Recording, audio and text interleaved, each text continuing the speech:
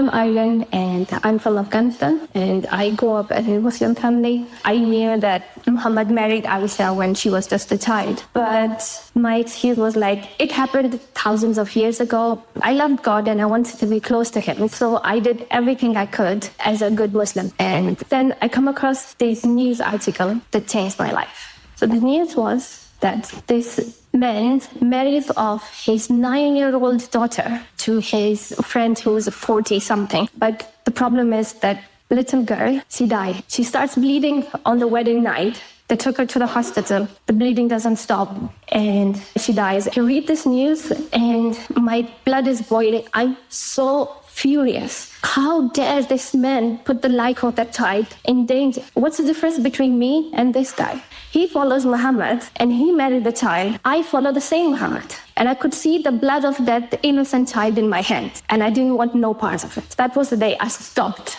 I stopped praying, I stopped fasting. I believed in God. So I started this quest of finding the religion. So I was like, let's look into Christianity. One other thing which struck me the most was that Quran confused mother of Jesus, Mary. When you read Surah Maryam, it says, "Hey Mary, sister of Aron." This is like a big historical mistake which God, all-knowing, almighty, cannot make. So that was evident to me that Quran is not from God.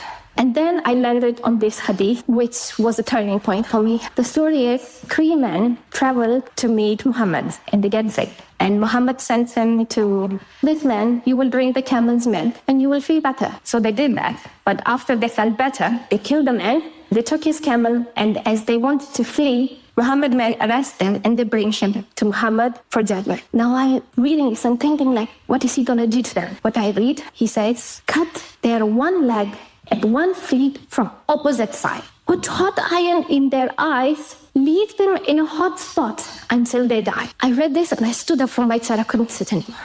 Prophets don't torture people. This is wrong. So I'm like, what if Jesus persecuted someone? Then I'm not going to become a Christian. So I quickly Googled, did Jesus persecute anyone? And I see the story of this adulterous woman come. And I read this and I'm like, a woman?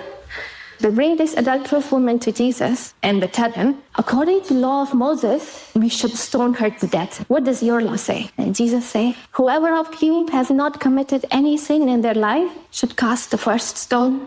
Everybody else, they dropped their stones, and Jesus saved her life. And then he said to her, go and sin no more. After reading that, I was on my knees, I'm crying, and I said, I will follow this man. I will follow everything he says. And I commit my heart and soul because he's good.